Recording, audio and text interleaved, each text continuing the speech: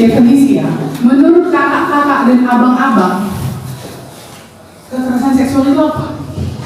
Gak usah baca ini. Menurut yang kamu tahu, coba kak. Si kakak namanya siapa nak? Siapa? Olivia. Iya, Olivia. Menurut Olivia kekerasan seksual itu seperti apa? Paksaan dia apa? Paksaan dia minta kuenya? Paksaan gimana? Negatif itu apa? Contohnya yang negatif. Contohnya ngapain? Dipaksa melakukan hal yang negatif. Negatif itu pakai narkoba juga negatif, tapi itu bukan kekerasan seksual. Coba. Bilang aja, jangan takut. Di sini tidak ada yang akan memarahi. Kalau ada, nanti saya kasih kontak person saya bersama kita lawan. Pemerkosaan, oke. Katanya pemerkosaan. Nah, kalau menurut siapa ini? Siapa namanya bang? Leonardus, ya. Menurut bang Leonardus, kekerasan seksual itu apa? Jangan ketahui. Apa bang? Contohnya. Coba ayo. Bilang aja yang ada di pikirannya. Atau nggak tahu atau gimana? Apa? Pembunuhan. Kali ya bang? Pembunuhan brigadir J. Oke. Nah, di sini dibilang kekerasan seksual pada anak. Pada anak ya. Saya bicara anak. Anak adalah seseorang yang belum berusia 18 tahun. Berusia berapa? 18 tahun. Jadi sampai dia usia 17 tahun, 11 bulan, 29 hari, itu masih anak, ya kan? Termasuk anak yang dalam kandungan, itu anak. Nah, penggunaan atau pelibatan anak secara komersial dalam kegiatan seksual, termasuk dia bujukan, ajakan, atau paksaan dibujuk. Siapa sih yang udah punya pacar? Yang udah punya gebetan, yang ditaksir, sama malu. Abang yang di ujung, siapa gebetannya? Nggak ada. Oke, termasuk dia ajakan atau paksaan terhadap anak untuk terlibat dalam kegiatan seksual. Pelibatan anak dalam media, audiovisual, dan pelacuran anak. Jadi ada kegiatan seksual yang meliputi media audiovisual. Media itu kan kayak sosmed, WA, apa lagi? TikTok, Instagram, Facebook, Twitter, TikTok. Nah, di situ dia mungkin disuruh atau tanpa sengaja berfoto, menampakkan sebagian payudaranya, menampakkan separuh pahanya, itu termasuk kegiatan seksual. Ya. Kemudian misalnya boleh bawa handphone ke sekolah? Misalnya ada kegiatan ekstrakurikuler, boleh bawa handphone. Kawannya tersingkap roknya, nampak celana dalamnya di video, di foto, dikirim. Anda termasuk dalam kegiatan kekerasan seksual. Paham sampai sini? Paham. Oke. Nah, kemudian dia ada bujukan dan ajakan. Ada bujukan dan ajakan. Ayolah, apa-apa. Apa katanya? Itu termasuk. Yuk, nanti kamu cium. Sini aku pegang. Itu ajakan atau bujukan. Kemudian paksaan. Dicium paksa. Dipegang bokong pantatnya dipegang. Mau laki-laki sama laki-laki, perempuan sama perempuan, atau sebaliknya laki-laki dan perempuan, perempuan dan laki-laki. Jika itu di luar kehendakmu dan kamu merasa tersinggung, itu termasuk kekerasan seksual. Kalau payudaramu dipegang, alat kelaminmu dipegang, bokongmu dipegang, itu termasuk kekerasan seksual. Jadi Anda harus menjaga diri, bukan jaga orang. Ya? Lanjut Pak. Nah ini dia tadi, saya udah masuk duluan. Jenis kekerasan seksual ada non kontak. dia melihat kekerasan atau kegiatan seksual. Maaf ya, ini sering terjadi. Saya bicara ke orang tua juga. Saya sasarannya sadar tindak menahun. Selain kepada anak, kepada orang tua. Kenapa di sini perlu memisahkan kamar anak yang sudah di atas 5 tahun? Saya rasa ya. Sebenarnya kalau saran di atas 2 tahun anak harus sudah dipisahkan tidur dengan orang tua. Karena berpotensi anak itu melihat orang tua melakukan kegiatan seksual. Itu termasuk kekerasan. Karena belum waktunya dia melihat itu. Buat ibu-ibu PKK ya, itu tolong, karena kan kebetulan kriteria kita pola asuh anak kan. Bahkan mungkin orang tua si Roma, ya kan ibu-ibu, apalagi siap udahnya sampai kelas 3 SD masih sama tidur sama mama sama bapak. Ini ada kakak-kakak yang masih tidur sama mama sama bapaknya. Saya nggak bilang kalau orang tuanya mungkin orang tua tunggal ya. Kalau tinggal mamanya, kalau di perempuan tidur sama mamanya saya nggak larang. Tapi kalau dia sudah di atas 5 tahun masih tidur sama orang tuanya, itulah yang nanti berpotensi menimbulkan kekerasan seksual di pikiran anak itu. Seperti itu. Nah, kemudian dipaksa terlibat dalam kegiatan seksual dan mengirimkan gambar gitu tadi. Sering kan kita dengar di ini disuruh sugar daddy-nya kirim ini. Karena anak sekarang kan berbagai kali bahasanya, ada sugar daddy, ada ini itu kan seperti itu. Kirim foto bugilnya atau foto setengah bugil kemudian dibayarin. Seperti itu kan yang kita lihat di media sosial. Itu termasuk jenis kekerasan. Secara tidak langsung mungkin tidak menyakiti kita secara fisik, tapi mental kita dibuat hancur. Baik itu gambar, foto, video, teks, chat mesum yang berbau-bau alat kelamin, kemudian fisik kita dari segi ke jenis kelamin kita. Misalnya dibilang seperti ini, maaf ya Pak, saya hanya bicara secara edukasi. Besar kali payudaramu, katanya. Itu termasuk kekerasan seksual. Di chatnya seperti itu, atau di komennya kita di mana di Facebook seperti itu termasuk. Ya, lanjut dulu. Oke, nah ini yang kontak. Itu tadi saya bilang sentuhan. Saya dulu punya guru. Ternyata setelah saya sadari itu adalah bentuk pelecehan atau kekerasan seksual. Maaf ya, kemudian ini di lingkungan sekolah. Waktu SMP saya pernah punya guru fisika, makanya saya benci fisika. Kita kalau nggak kerjakan tugas atau nggak tahu dipanggil suruh ke depan, boleh sini saya sebentar.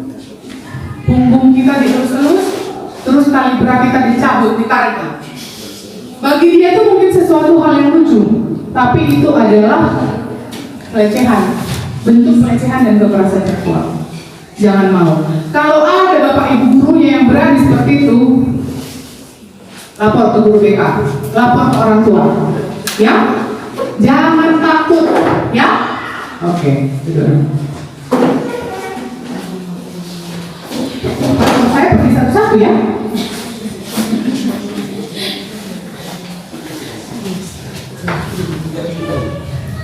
Mana nih Pak Operator?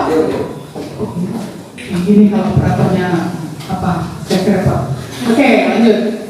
Ya, oke. Nah, sebenarnya kasus pelecehan seksual atau kekerasan seksual ini sudah lama ada. Cuman mungkin viral akhir-akhir ini aja. Ya, di kabupaten Seberang mungkin lebih banyak lagi, tapi lebih dipendam nanti malu, nanti udah malu atau itu. Padahal itu salah. Nah, Pak Bupati kita sudah mengeluarkan surat edaran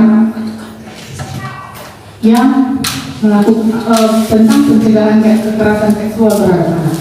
Tahu nggak?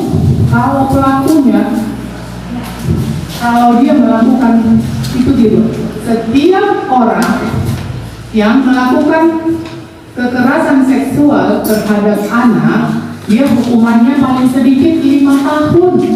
paling lama 15 tahun, dendanya 5 miliar. Punya uang 5 miliar? Punya nggak uang 5 miliar bang? Punya? Sekarang punya? Kalau bapaknya mungkin punya ya. Punya nggak sekarang uang 5 miliar? Jangan lakukan kekerasan seksual ya. Nah, dan hukumannya ditambah sepertiga kalau pelakunya adalah orang tua atau guru. Nah, itu dia.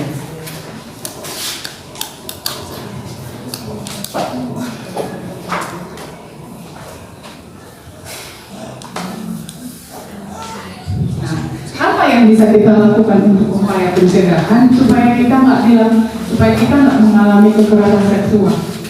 Ini yang pertama, bangun komunikasi yang baik antara anak dan orang tua. Jadi terutama untuk orang tua, jelaskan kepada anak mulai sejak dini dijelaskan ke anak apa saja yang boleh disentuh orang lain, apa saja yang tidak boleh disentuh orang lain. Sebelum saya ngomong, kakak tahu nggak kalau bahwasanya bohong itu pantat itu nggak boleh disentuh orang lain? Tahu. Tahunya dari siapa? Dari guru agama, dari mama enggak kan? Mama juga. Itu dia. Dikasih tahu sama adik, punya adik nggak? Punya adik nggak? Punya adik nggak? Punya. Kasih tahu sama adikmu. Ini nggak boleh dipegang. Alat kelamin itu nggak boleh dipegang orang lain. Mau dengan izinnya pun nggak boleh, kecuali dia saksus, ya, untuk bantuan seperti itu. Saya tetap tegaskan ini. Mau laki-laki sama laki-laki itu dilarang, perempuan sama perempuan itu dilarang, ya. Seperti itu. Laki-laki kan, apalagi ini anak-anak remaja ini rasa ingin tahunya besar. Kenapa aku berbeda dengan dia? Kenapa dia ada payudaranya aku enggak? Nah, diser-disernya kayak gini tangannya ke payudara kepalanya perempuan. Gak sengaja, kalau kepalanya marah, itu hanya itu aja pun. Seperti itu yang harus kalian cegah. Ya kan? Bangun komunikasi antara anak dan orang tua. Dikasih tahu sama mamanya.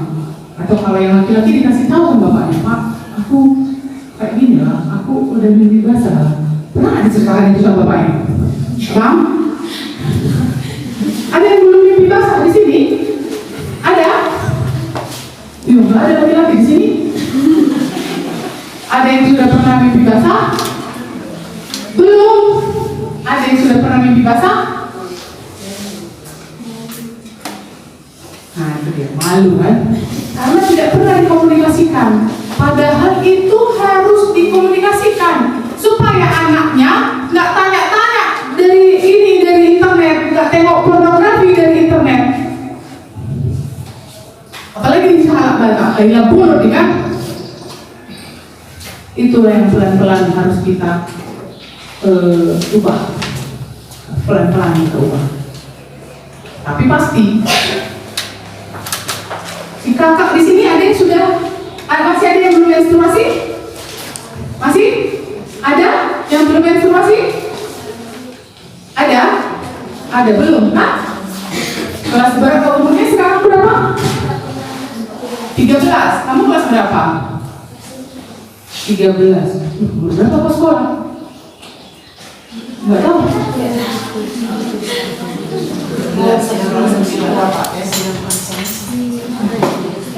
Jadi menstruasi pertama itu sekarang ini menstruasi pertama itu didapati pada usia 9 sampai 12 tahun.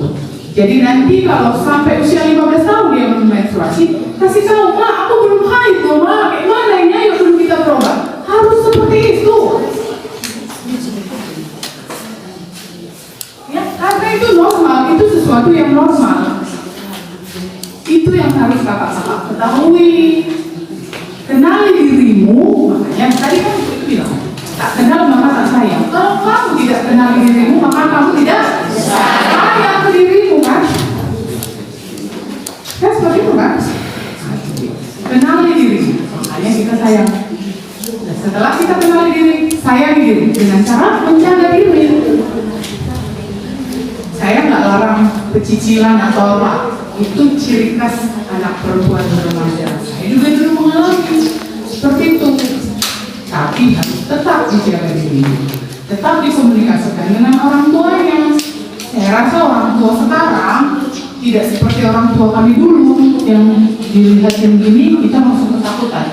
Kalau sekarang dilihatin ya dibalik kan. Itu beda kita. Bersyukurlah Anda hidup di zaman sekarang yang punya orang tua lebih pengertian. Ya nggak? Dia nggak mamanya sama opunya gimana sobatnya, ya kan?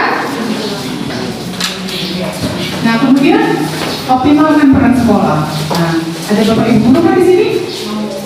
Ada? Oke, ibu itu dia. Optimalkan peran sekolah seperti itu Bu. Jadi kalau ada anak-anak kita yang mengadu atau terlihat murung, paling tidak kita peduli, lebih care. Jangan kita anggap itu sesuatu yang biasa. Misalnya anak kita malah mengalami, saya nggak bilang pelecehan seksual dulu ya, perundungan terutama bully ya, perundungan. Dia dikompas di sekolah, diperlakukan semena-mena, itu tuh saya minta lebih care. Kenapa orang tua dulu kalau ada anak teman atau tetangga yang mengalami sesuatu dia peduli? Kenapa sekarang nggak lagi? Itu menjadi tanda tanya juga bagi kita, menjadi koreksi juga bagi kita. Kemudian awasi dan perhatikan lingkungan pergaulan anak. Jadi saya punya katanya gini, ada peribahasa seperti ini. Kalau kita tinggal di kandang kambing, pasti kita bawa kambing kan, jangan kan jadi kambing. Kita pasti bawa kambing, ya nggak?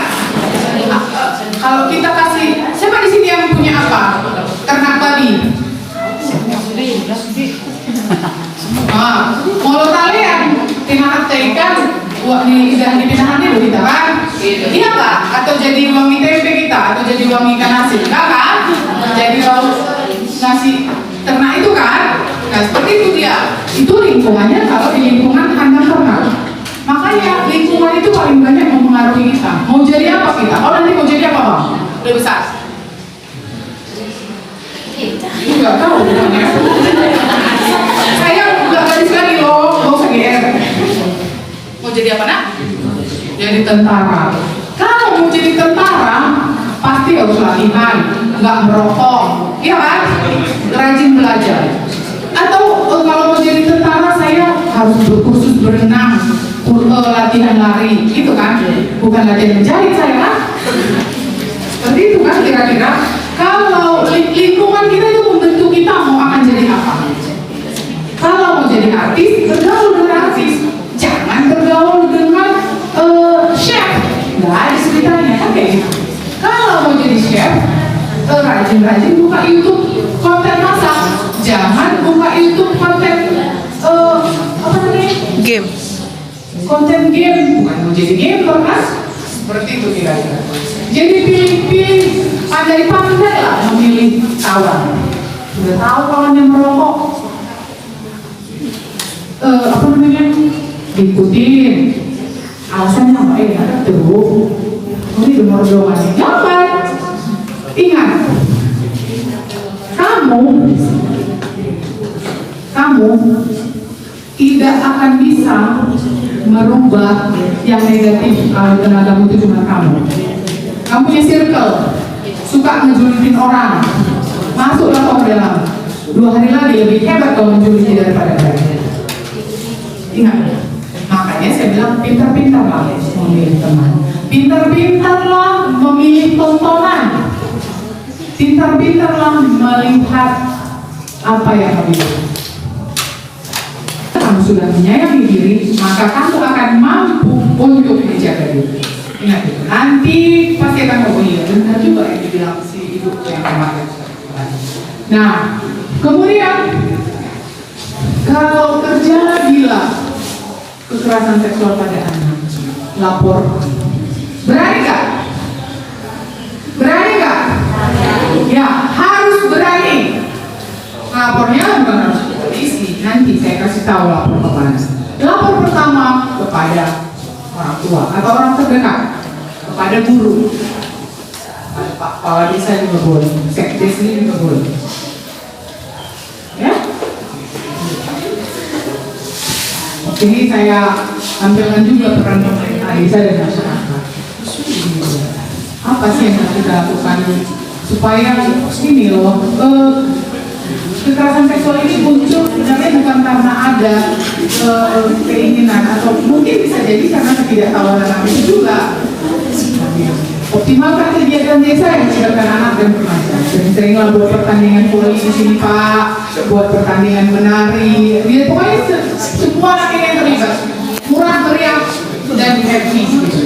Lomba bawa guli, pokoknya buat event 2 atau 3 kali setahun atau mungkin setiap bulan kalau pas bisnisnya rajinnya. Kemudian dicegah perkawinan pada usia anak. Ada di sini kan, misalnya deh kayak si kakak ini, misalnya 13 tahun, dia udah masih di SMP, 3 tahun lagi dia 16, misalnya. Contoh ya Kak, saya tidak benar ini. 16 tahun dia udah tamat SMA, terus dinikahkan. Padahal tadi anak usia berapa? Usia berapa tadi anak? Sampai usia berapa? 17 18 kurang 1 hari. Nah itu dia. Ya kan, harus reproduksi sehat itu pada perempuan di usia 20 sampai 35 tahun. Ya, kemudian dioptimalkan jam belajar malam pada anak di desa. Jadi dia seperti ini Pak, kalau ada anak-anak yang masih nongkrong di warung di jam malam, di jam 7, jam 8 malam, itu tolong dibuatkan regulasinya Pak, yang mengatur tentang itu supaya anak-anak itu pasti di rumah. Itu udah buat apa? Penampilan ke rumah. Ah, ya itu bagus. Ya, kemudian dukung wajib belajar 12 tahun. Jadi kan, misalnya ada anak yang terkendala tidak sekolah hanya sampai SMP, mungkin masalah biaya itu kan bisa dari biaya desa atau mungkin dari PKH itu bisa. Jadi itu kalau makin tinggi pendidikannya, harapannya kan intelektualnya makin tinggi seperti itu. Kemudian bersama-sama melakukan pengawasan terhadap lingkungan pergaulan. Dan yang paling utama adalah meningkatkan kualitas kerohanian anak dan keluarga. Libatkan pemuka agama. Itu dia. Pak, lanjutnya. Nah ini, tadi saya bilang lapor kan kalau terjadi kan, kemana dilapor? Kemana dilapor? Itu ada ke bidang PPPA, Pemberdayaan Perempuan dan Perlindungan Anak Kabupaten Tapanuli Utara. Kantornya di Jalan JCT Simorangkir. Jalan mau saya kasih tahu? Tahu? Nggak semua tahu? Tahu kan? Di situ ada kantor sebelah kanan, sebelah kirinya gardu PLR. Nah datang ke situ. Atau itu sudah saya sertakan kontak personnya. Namanya Ibu Pesta Sinambela. Ibu ini yang akan menampung semua laporan terkait kekerasan seksual ataupun kekerasan pada anak dan pada perempuan.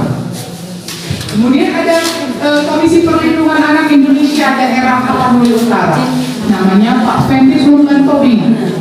Ini juga akan menampung seluruh pengaduan kita. Kemudian yang terakhir ada PPA Polres, ya, ke polisi. Mana tahu takut ke polisi, ke yang dua ini tadi boleh.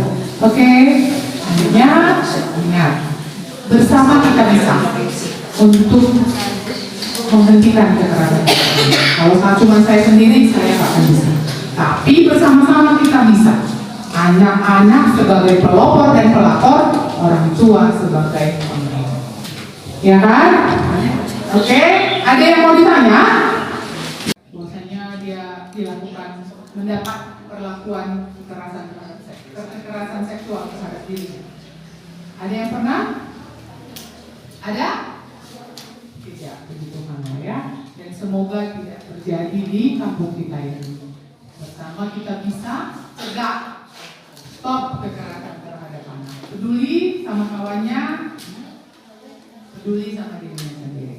Oke, sekian dari saya. Selamat malam. Oke, yes. Terima kasih.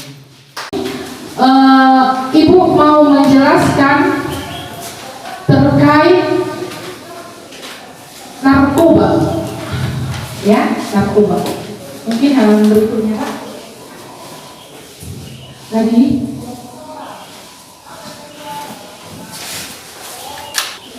program PM4GN pencegahan pemberantasan penyalahgunaan dan peredaran gelap narkoba. Nah, coba kita cek dulu pemahaman kita yang ada di sini terkait apa itu narkoba. Ya, sepengetahuanmu, ya, hanya batas sepengetahuanmu saja.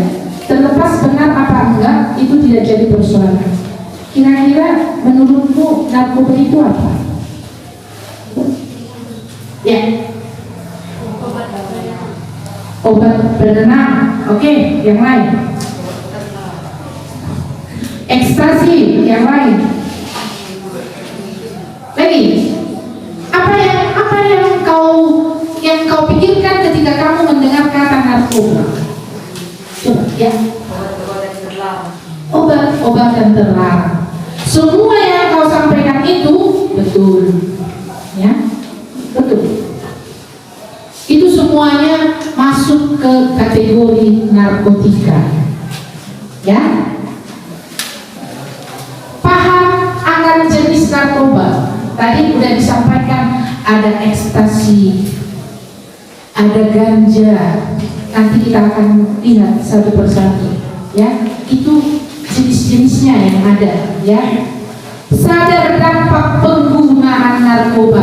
Kira-kira kalau kita pakai narkoba, dampaknya positif apa negatif? Negatif. Kenapa negatif? Angkat tangan. Apa dampak negatif ketika kamu menggunakan narkoba? Angkat tangan. Apa kira-kira? Nomor 1. Lagi. Ada lagi? Ada lagi yang mau kasih pendapat?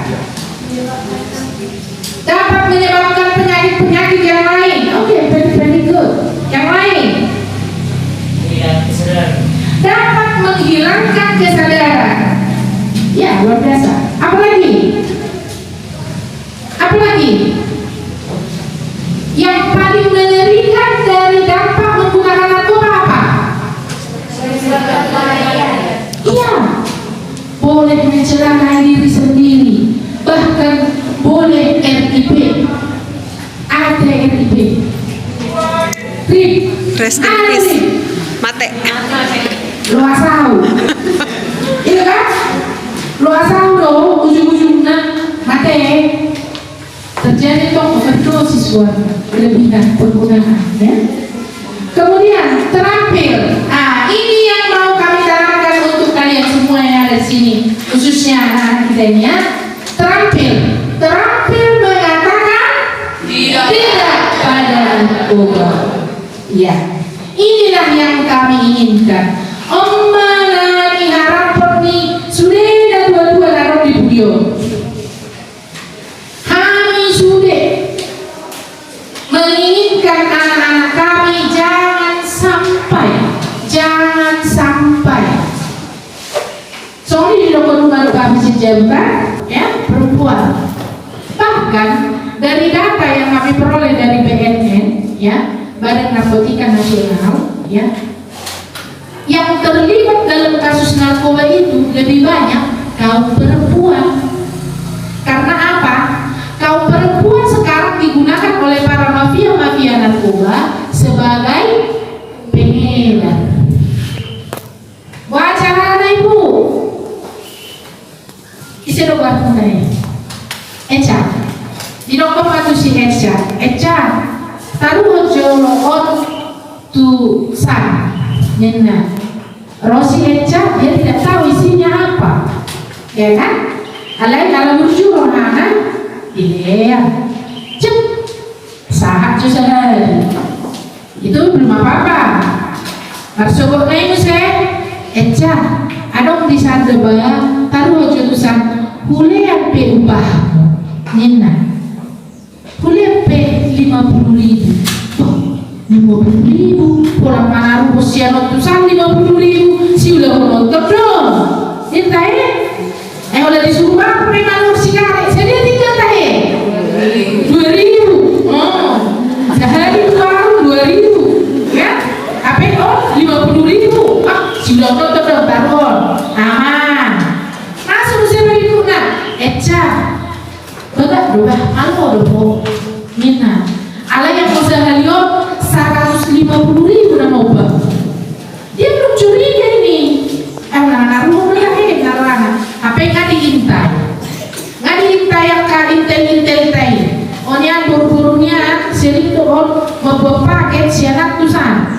jalan susah. Jadi ada korban ini kan diboto narkoba dan ditaruhan naik. Nani kalau berjudi rohan ada dibayar jalan ada bayaran. Padahal dia tidak tahu yang diantar itu sebenarnya adalah narkoba.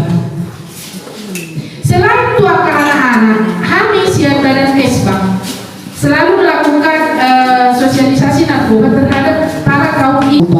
Ya, oke, coba teruskan Pak. Ya, narkoba itu adalah narkotika, psikotropika, dan bahan adiktif lainnya. Jadi ini adalah merupakan singkatan ya. Itu dari narkotika, psikotropika, dan bahan adiktif lainnya. Oke, lanjut Pak. Nah, inilah dia Riklona, Asprazolam, T-Rex, tembakau gorila, mushroom. Nah, ini dikategorikan ke narkotika. Di berita, di televisi, ya. Tapi dia jantung dulu mau Tuhan sudah dilokot dong, ayah dia biru, ayah pakai sudah inaruh aku. Maka ada usul kamu oleh guru tahu jantungmu. Dan mau pegang? Tak jangan pinjam kamu. Puji Tuhan. Jadi berarti kita yang ada di sini kita hanya mengetahui. Oke, lanjut Pak. Ya, ini masih ciri-cirinya ya. Ini gejala-gejala orang yang sudah menggunakannya: cemas, depresi, susah tidur, terganggu, bingung, oto-oto mah melojol dengan narkoba oto-oto doh. Alanya hadap berdalebe sarafnya itu dengan baik ya. Saraf motoriknya itu sudah tidak bagus lagi berjalan. Oke, kita lanjut aja Pak. Iya, jadi tadi kita bicara obatnya kan, ada narkotika, ada ekstasi, ada ganja, ada heroin, ada putau. Yang disebut dengan bahan adiktif lainnya hampir disetarakan dengan narkoba, ya, hampir disetarakan. Bahan adiktif lainnya ada itu alkohol. Makanya sekarang kan kalau alkohol itu tidak boleh diperjualbelikan secara bebas. Makanya orang yang meminum alkohol juga itu sudah ditangkapi polisi itu. Ibarat kamu udah 8 naik TV kan? Yang minum alkohol itu kan ditangkap itu, ya. Karena apa? Itu menyebabkan kecanduan, ya. Rokok. Kenapa? Wasa saya dirokon hamina tua-tua muak kanak kon nami unang marisak damang alanya ha. Di sigaret tipe adong do kandungan ada nikotinnya dari situ. Ada yang menyebabkan kecanduan. Aina marisa pun kan kecanduan do ya. Benar adong do jolma somangap petaho asal marisa ninna alanya ha. Nah kecanduan beto. Nah satu hal harus. Ida benar sempali doh kami apalagi khususnya tua kanak kon nami bahwa unanjo marisa damang. Alana menjaga, ya, menjaga. Jadi posrohan namida, akan namida, selagi bisa ditahan dirinya, ya. Oke, kafein juga ya. Ayah dong ada kecanduan teh itu kopi. Adong dong kan? Ada. Adong, amul minum kopi harus sesuatu mati lo lain. Itu sudah ada kecanduan ya. Di saraf itu sudah melekat ya, sudah melekat. Alai molo tinggal ya, ada hubungan tidak harmonis dengan orang tua, sering tidak jolmak broken home ninna kan. Alai ini sebenarnya alasan ya, alasan betul ben nagabe herana dibenarkan maibana mangulahoni alanya aywa mabaenon ayu makuro bapakku songonon alani do stres au peroleh kami ada dua desa kelurahan di Tapanuli Utara yang sudah dinyatakan bahaya. Dan awas bahaya, sudah jalur merah. Yang pertama adalah Kelurahan Pasar Siborong-Borong. Ini dekat dengan kita ya, hati-hati ya. Kelurahan Pasar Siborong-Borong dengan desa Ahado Tahe Warna Ibu Nado Pak Air Sodaan Tarutung. Desa Ahado Tahe Warna Ibu Perbubu. Iya. Ada dua wilayah yang dinyatakan bahaya narkoba. Kelurahan Siborong-Borong dengan Perbubu Tarutung. Artinya kita Siborong-Borong ini ngamengan asongono benar kubedi tanyong. Hola sila poti ito cuk.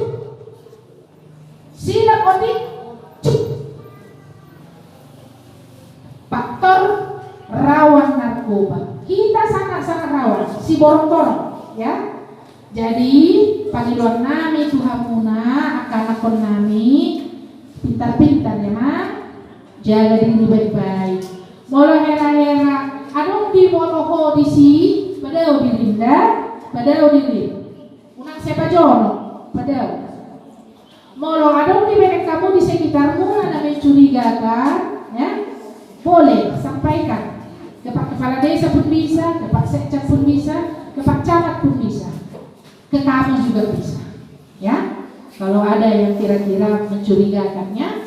Kemudian ada ini kurangnya kontrol dan tekanan kelompok sebaya. Molo di lingkungan di pemuda soal kamu akan ada yang masuk menginjak dewasa kan ada rasa heradak keren molo dang bergaul gitu kan.